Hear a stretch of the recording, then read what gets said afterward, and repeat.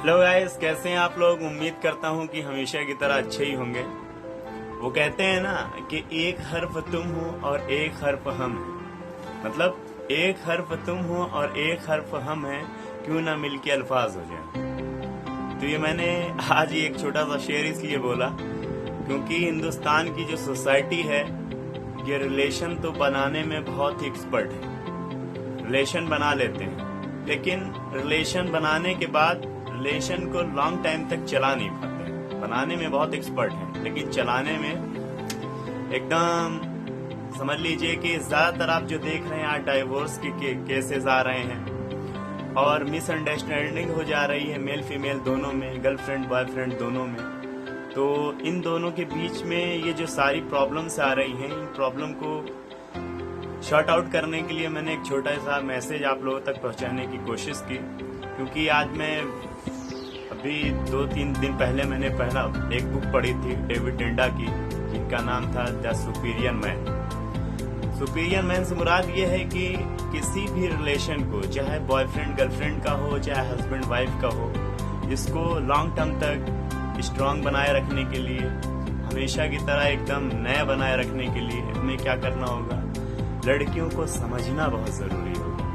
क्योंकि होता ही है कि हम रिलेशन में आ जाते हैं, लेकिन कभी भी उनकी फीलिंग्स को, उनकी इमोशन को हम समझ नहीं पाते। क्योंकि अक्सर ऐसा देखा गया है कि लड़कों की बनिस्बत लड़कियां ज्यादा इमोशनल होती हैं। जब इमोशनल होती हैं तो ऑब्वियस है कि उसने उनकी इमोशन का बहुत ही ख्याल रखना पड़ेगा। और जो बंदा, जो शख्स ख्याल नहीं करता, उनके रिलेशन क्या होता है, टूट जाता है। तो कहीं पे भी समझ लीजिए, अगर शुरुआत होती है किसी भी मेल और फीमेल के एकजुट होने का, तो उसको कैसे समझेंगे। उसको समझने का सिंपल सा फॉर्मूला है, जैसे कहते हैं जहाँ पे अननेसेसरी केयर हो और प्लस अफेयर हो तो इक्वल टू क्या हो जाता है, मैरिज। किसी भी गर्लफ्रेंड बॉयफ्रेंड की जब दोस्ती होती है तो जब अननेसेसरी कोई केयर करता है आपकी, और जब अननेसेसरी केयर करने लगे तो आप समझ लो कि कोई आपकी तरफ अट्रैक्ट हो रहा है। अननेसेसरी केयर किया आपके साथ तो वो फिर प्लस कर दिया अफेयर इक्वल टू मैरिज। तो ये तो हुई शादी की बात। अब बात आती है डाइवोर्स की।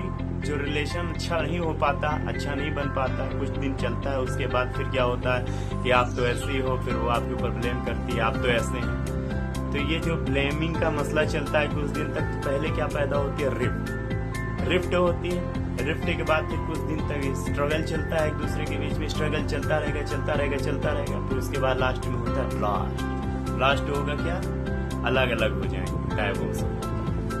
भाई देखिए, किसी भी रिलेशन को लॉन्ग टाइम तक बनाए रखने के लिए 4 पॉइंट है। इन चारों पॉइंटों को अपने दिमाग में सेड़ लो। अगर इन चारों पॉइंटों को आपने अपने ऊपर इम्प्लीमेंट कर लिया तो आपका रिलेशन हमेशा के लिए स्ट्रांग रहेगा।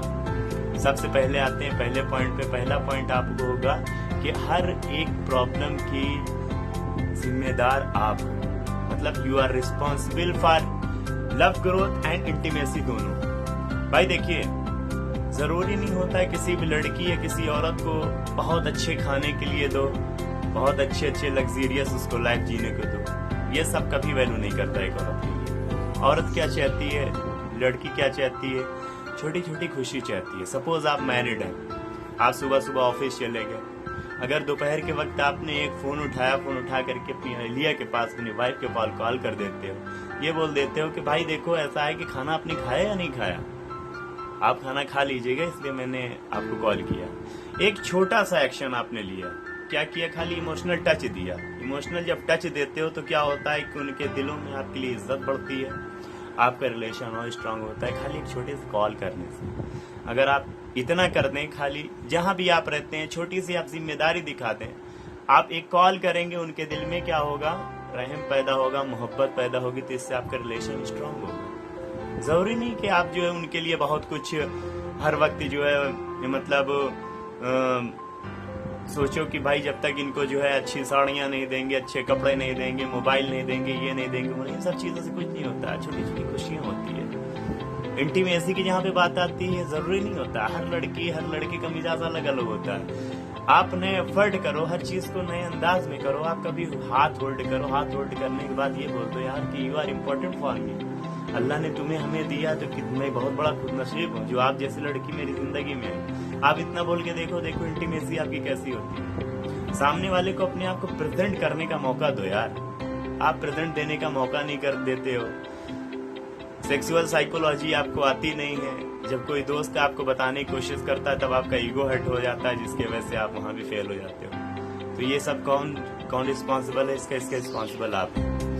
दूसरे पॉइंट पे आते हैं। दूसरे पॉइंट में ये आता है कि लड़कियों को कभी भी ज्यादा डिसीजन लेने पे मत छोड़ो, फोर्स मत करो। कहने का मतलब है जो भी डिसीजन है आप बोल्ड होकर के, क्योंकि लड़कियां उन्हीं लड़कों से, उन्हीं मर्द से ज्यादा अट्रैक्ट होती हैं जो डिसीजन लेकर होते हैं, जो डिसीजन खुद लेते हैं। अब आप उनके डिसीजन के ऊपर डिपेंड करते हो तो फिर गड़बड़ हो जाता है। सपोज अब डिसीजन को कैसे समझें? डिसीजन कई तरीके के हो सकते हैं। लाइफ है, आपकी लाइफ चल रही है, डिसीजन लेना लो, टेक नहीं, मतलब किसी भी चीज के लिए फोर्स मत करो। कहने का मतलब जैसे उन्होंने कहा कि भाई आज खाने में क्या बने, वो कहे दाल बना लो या गोश्त बना लो या सब्जी बना लो या बना लो, बोलो, तो आप कहते यार जो करना है कर लो।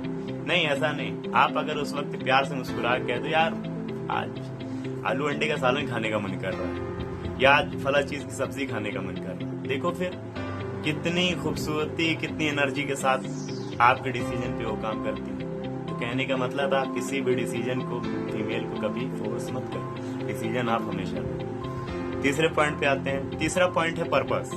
पर्पस से मुराद ये है कि आप किसी भी फीमेल के अगर इसमें जुड़ते हैं रिलेशन में, सपोज आप बॉयफ्रेंड है, अब आपने क्या किया, अपनी गर्लफ्रेंड के लिए अपनी लाइफ का पर्पस ही छोड़ दिया।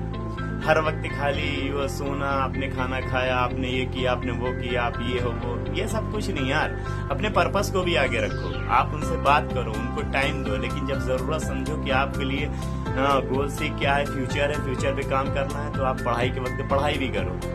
जब उनकी कॉल भी आता बोल दो यार बिजी हैं, थोड़ा असाइनमेंट रेडी कर रहे हैं। इस तरीके से क्या होता है, जब आप अपने पर्पस को सामने लेके चलते हो तो वो सामने वाला आपसे अट्रैक्ट होता है और ज्यादा आपकी इज्जत बढ़ती है। तुमको ये लगता है कि ये बंदा मुझसे जुड़ा जरूर है लेकिन ये अपने पर्पस से काम करता है। आप ऐसा करके देखिएगा। होता मोस्टली यही है कि लड़के क्या करते हैं कि अपने पर्पस ही को भूल जाते हैं। बस सब कुछ, मतलब थोड़ी सी पेट में दर्द बता दिया तो लेके भागे जा रहा, कुछ भी प्रॉब्लम बता दी तो आप भागे जा रहे। ठीक है, अवेलेबल रहिए, कोई दिक्कत नहीं है, लेकिन आप अपने पर्पस को मत भूलिए, उनको याद दिलाते रहिए।